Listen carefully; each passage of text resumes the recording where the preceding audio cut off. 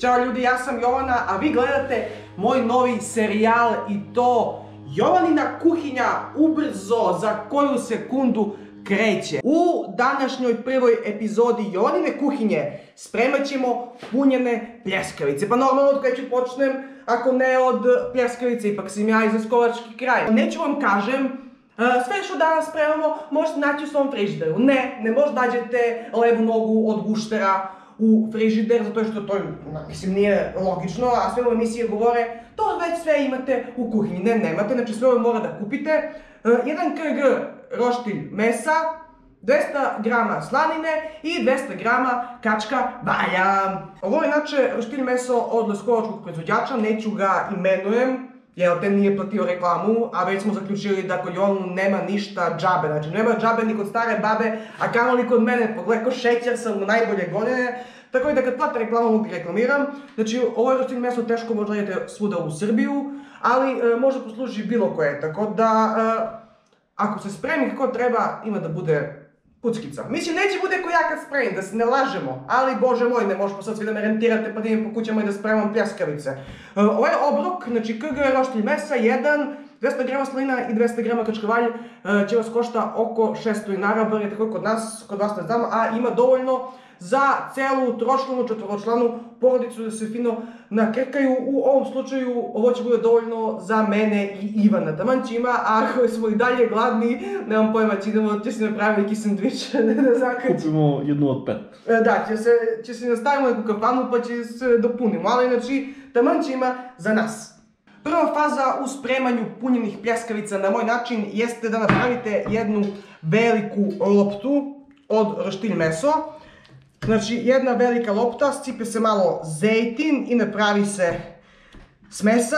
Što više valjkate roštilj meso i pljeskavice će budu bolje. Znači što se duže to valjka, bit će bolje. Znači sad od ove velike lopte pravimo male loptice. Ako hoćete veće pljeskavice, pravite veće loptice. Ako hoćete neke minimalne, pravite manje loptice. Mislim, logično je.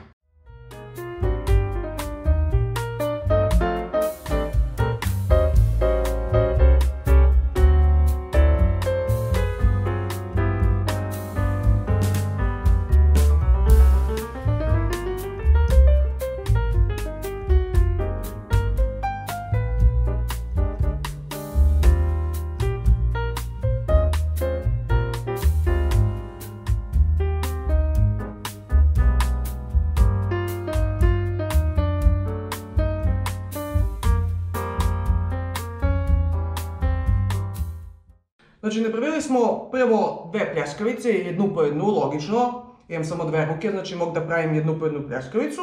Oblik nije nešto, ne bude zamerite, ali ukus će da bude, pa će bude. Oblik amebe. A bože moj, sad neće je na izložbu. Znači za punjenu pljeskavicu su nam potrebe dve obične pljeskavice. Znači napravili smo jednu, evo je, napravili smo drugu. E sad, gledajte pažljivo.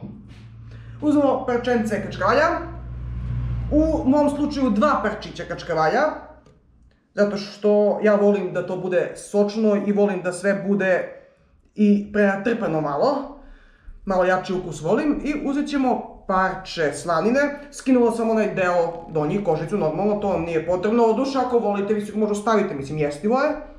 Mislim da je dovoljna jedna. Kako ceniš? Jedna, Ivan ne voli.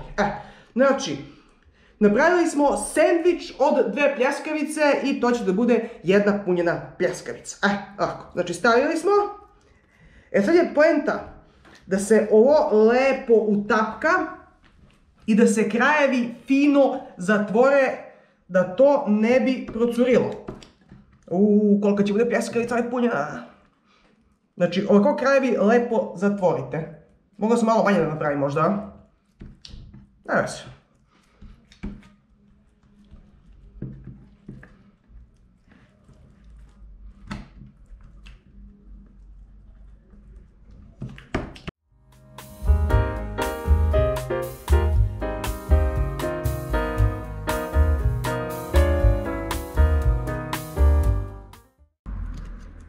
Jedna pljeka je gotova.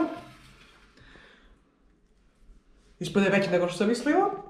Će budu 3 pljeskavice od kila roštilj meso. Ono što sam htjela da kažem, a htjela sam, Vi može unutra stavite bukvalno šta hoćete, može stavite sir, može stavite salamu, može stavite šunku, pečenicu, pečurke, znači šta god, pljeskavicu, može pljeskavicu, šta god da volite može staviti unutra, ovo je moja omiljena kombinacija slaninka i kačkavalj. Jedna, gotovo. Želio sam da kažem, obavezno sve ovo, znači posude gdje stavljate roštilj meso treba lepo da se naulji. Sad će Ivan da mi naulje u drugu, pošto imam prljave ruke. Ajde, suni malo ulje. Ajde. Dosta. Znači, da se ne bi roštilj meso zalepilo, ono se lepi za sve živo. Ruke posle ko ću operem, nemam pojma. A da, treba sam vam kažem, ako imate neki nakit, prstenje, po ruke, obavezno da skinete, jer posle nema šanse da skinete roštilj meso od nakit.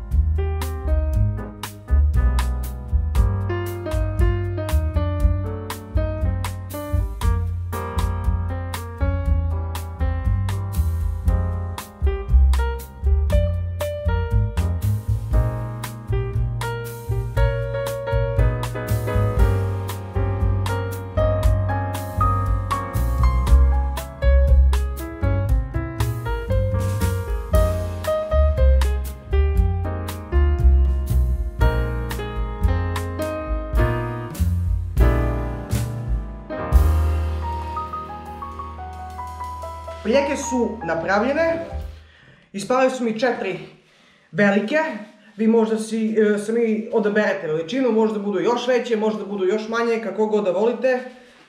Ovo je taman za jednu četvoročlanu porodicu, normalnu porodicu. Ako ste ko Ivan i ja, onda će vam treba brba kg roštilj mesa. Ništa ljudi, pljeke gotove, sad prelazimo na sljedeću fazu, a to je potpaljivanje skare. Da, naravno već spremam pljeskavicu na roštilj, zato što, da se ne lažemo, nema šanse da pljeka ili bilo koje meso bude ista kad se spremi napolje na vatru i kad se isprži u tiganju, rernu, kako god, znači idemo napolje da potpalimo skaru.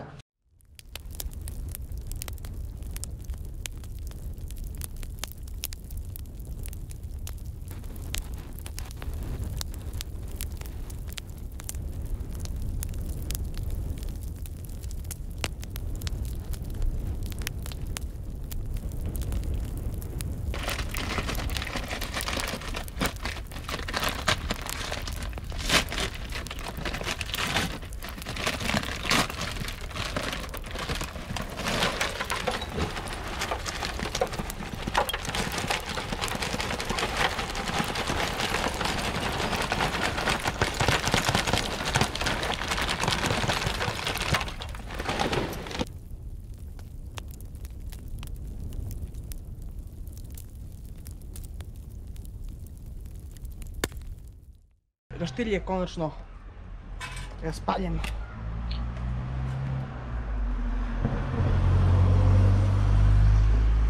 Sad ćemo malo da očistimo.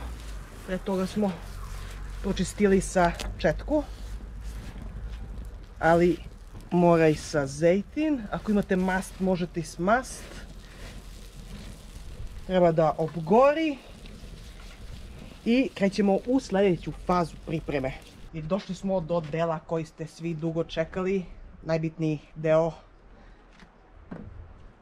jeste premazivanje skare. Skare, c. Šalim se, skare se kaže. Šalim se, i nije ovo najbitniji deo, ali mora da se podmaže da se ne bi pljeke ili šta god ostavljate zalepile. Najbitniji deo logično je stavljanje pljeskavice na skaru. U stvari ne, lažem, najbitniji deo je jedenje posle, a dimenje je sastavni deo.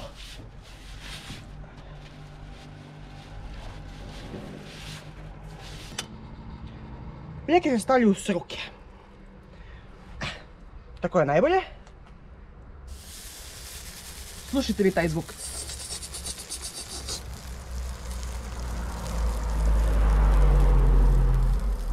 No, malko već ove tanje neke.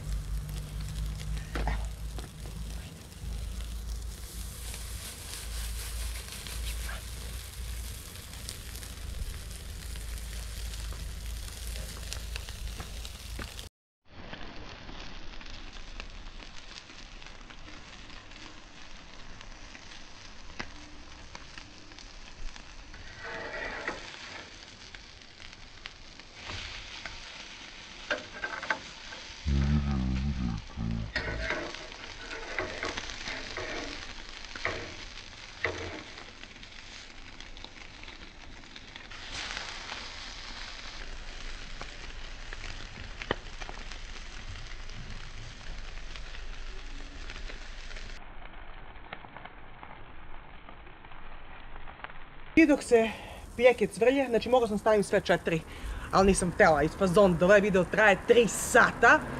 Dok se pjeke cvrlje, ću vam ispričati jednu anegdotu od Zlatibor i od Leskovački roštilj na Zlatibor. Blizu gdje smo spavali, Ivan i ja, blizu to mjesto, stalno je bio neki red koji je jednu brzu hranu i piše Leskovački roštilj. Rekao, ajde, Leskovački roštilj na Zlatibor, malo verovatno, ali rekao, ajde, u nekom trenutku će probamo, što ne probamo. Mnogo bitno da sve vreme pljeke budu mokre, znači možda topkate sa neku krpicu ili nešto. Ja više volim da prelijem, nekako više su mi sočne. I to je to.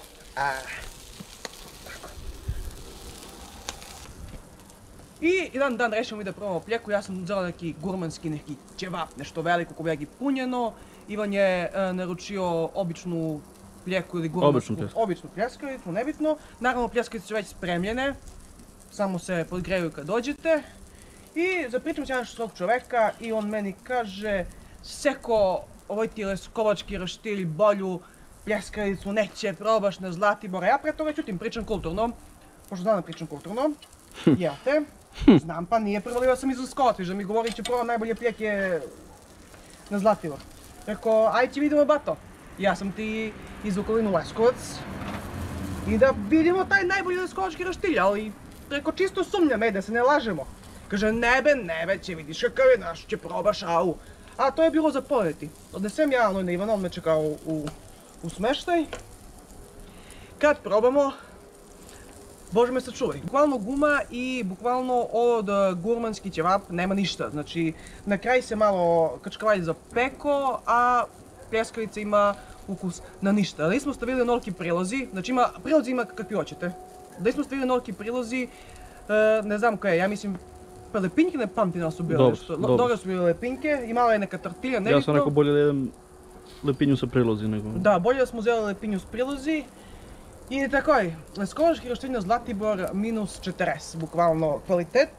Možda kad bi bilo to sveže spremljeno i taze, može bi bilo okej, ali već posle kad se podgreva, pa i najbolji roštilj nije to, a pogotovo ono što nije mešano, je vjerojatno bila neka soja i nešto, znači ono je od mesa, ni m ni malo, da se uopšte ne lažemo. Cena nije bila mala, ali dobro, sljedeći put kad idemo sigurno neću idem Leskovački roštilj na Zlatibor, znači nema šanse.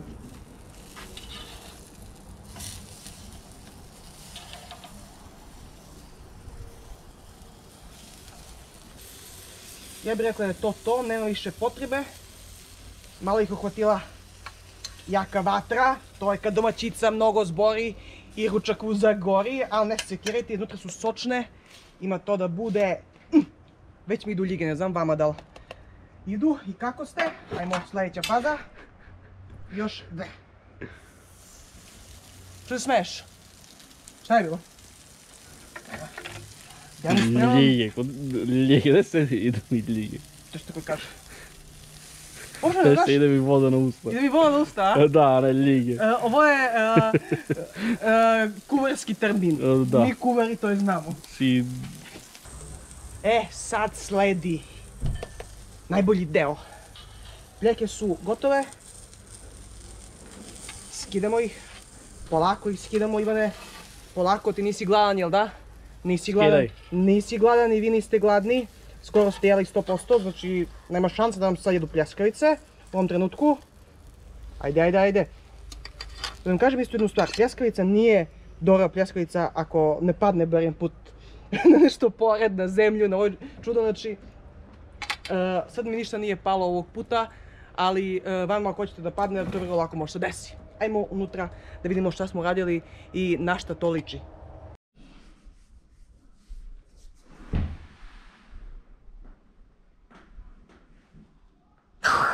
Šalim, neću. Pregladnela sam, pravo da vam kažem. Sad ću zaberem najlepšu pljeskavicu. Ivane, ti nećeš, jel da? Ti ne voliš? Dobro, Ivan ne voli, neće on. Do mene miriše. Miriše do komšije, svi su izgledali napolje, koji gledaju, samo njuškaju da vide. Gledaj, šta je sočna? Ajmo.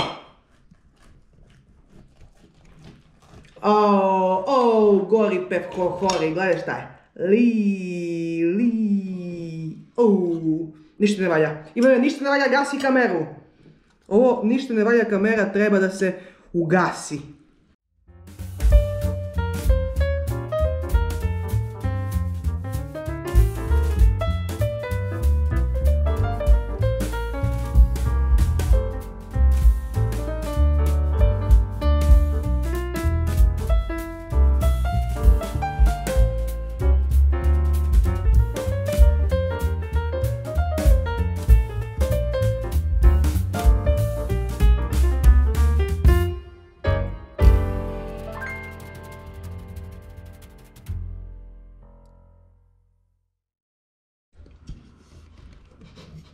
Može čovjek samo da se ne jede ako njuška? A? Može. Može, a? Ivan mi postaje nešto nervozan, ne znam šta mu je. Sad ću vam kažem nešto što sigurno niste znali. Ja ne jedem luk. Iako šok u studiju, gledaoci u neverici. Ne jedem ga, ne mogu da ga jedem osim u jelo kad se lepo onako skuva i kad se lepo isprži, proprži. Vama poručujem ako volite obavezno neki prilog da se stavite. Pošto znam da ljudi vole prilozi uz mesko, ja ću vam kažem još nešto. Ja uz meso i uz roštilj generalno ne volim nikakvi prilozi. A znate li što? Zato što hoću da osjetim pun ukus od meso, neću da mi bilo kakav prilog kvari ukus i doživljaj. To je bilo to, ljudi. Nadam se da vam se svidao ovaj novi serijal, Jovanina kuhinja. I dalje nastavljamo u ritmu mesa, u ritmu spremanja napolju, znači uglavnom će sve to spremanje da se odigrava napolju u prirodnoj sredini, okolini na prirodnim derivatima, to jest na drvima i na ćumuru. Tako da podržite me za još lepih recepata, znate, nešto kažu na televizor. Za još lepih recepata subscribe-ujte se na moj kanal. Ako želite da vidite ko putujem, isto se subscribe-ujte. Ako želite da vidite kako lupam gluposti, isto se subscribe-ujte. Lajkujte, šerujte, znači šta god može negativno da komentarišete, to mi ne smeta, svaka kritika je kod mene dobrodošla. Samo subscribe, na Ivana nije dobro, a ja moram da probam. Pa jesti i jedi, ja ću gledam. Gledaj da se razvukuje kačkoj. A da, i leba slabo idemo uz meso. Gledaj, neće. Pa ću te isečem pa ne znam kada si.